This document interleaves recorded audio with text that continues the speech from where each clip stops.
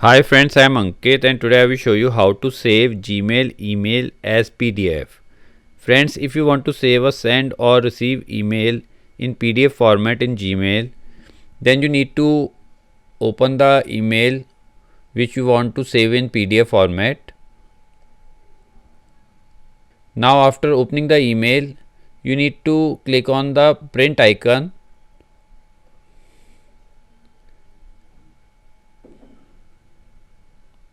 And in destination you will find option to save as PDF.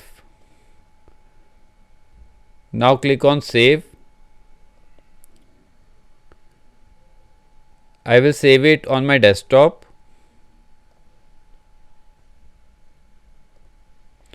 Now here is my email in PDF format.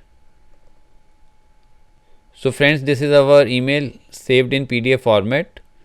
So friends, like this you can very easily save Gmail email in PDF format. I hope you find this video useful. If you like the video, then press on like button and don't forget to subscribe our channel and press on bell icon to receive email notifications free of cost.